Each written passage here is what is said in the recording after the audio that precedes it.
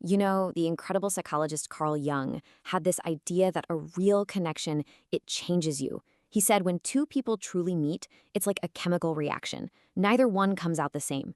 It's a really profound way to think about our relationships. All right, today we are diving deep, not into some far-off place, but into the huge, hidden territory inside our own minds. We're going to try and decode that inner world and really get to know the powerful, unseen force we call the unconscious. And that's the big question for us today. What if the most life-changing transformation doesn't happen when you meet someone new, but when you finally turn inward and shake hands with the parts of yourself that have been running the show from behind the curtain? So let's start right there in our first section, the unseen inner world. We're talking about those patterns. The ones you just can't seem to explain, no matter how hard you try to think your way through them. I mean, we've all been there, haven't we? That moment where you just throw your hands up because you did the exact thing you swore you wouldn't do again. This isn't some failure of willpower. It's actually a clue that a completely different part of your mind is at the wheel.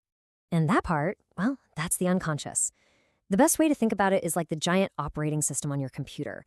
Your conscious mind is what you see on the screen, but the unconscious is all the code running in the background, directing up to 90% of your behavior. So understanding this system is really the only way to change the programming.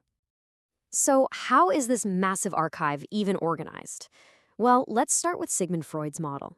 He pictured the first layer of the unconscious as this kind of personal, hidden vault, holding the unedited story of your entire life. Now, this is where it gets really, really interesting. Your mind basically speaks two different languages. Your conscious mind, the one you're using right now, thinks in words and logic. Let's call them word presentations. But the unconscious, it doesn't do that. It stores memories as thing presentations, as raw images, feelings, and body sensations. This is so important because it's why you can't just talk yourself out of a deep-seated fear. You're speaking the wrong language to that part of your brain. This idea is a total game changer. Those anxieties, those strange compulsions, those creative blocks you have, they're not proof that you're broken. No way. They are actually brilliant but outdated solutions your unconscious came up with to solve a problem a long time ago. The only issue is that old program is still running, even though the original problem is gone. The memory isn't forgotten, it's just been buried alive. And here's exactly how those old programs pop up in real life. Forgetting a really important appointment, well, that might actually be your unconscious trying to avoid something it thinks is a threat. Or what about a physical symptom, like a backache that doctors can't find a cause for? It could be your body literally speaking a conflict your conscious mind can't. And getting stuck in the same relationship pattern again and again, that's often the unconscious trying desperately to go back and win or fix an old wound by recreating the same scenario. But get this, Freud's personal archive is only level 1. Carl Jung came along and said that underneath all of our personal stuff, there's something way older, something universal. So let's take that deep dive into humanity's shared story. So you've got the personal unconscious, which holds your story, all your unique memories, your baggage, your joys. But then there's the collective unconscious, which holds our story. Jung believed that we're all born with this kind of psychic blueprint, an inherited library of human experience passed down for thousands of years. It's like our psychic DNA. And the language of this deep collective layer is what he called archetypes. Just think of them as the original source code for being human. They're the universal patterns that shape how we all experience love, loss, challenge, and triumph. And you already know these archetypes. You do. The story of the hero who goes on a quest. That's everywhere. The idea of the shadow, our hidden side that holds our flaws but also our greatest strengths. The wise guide who shows up just when we need them. Or the child who represents hope and new beginnings.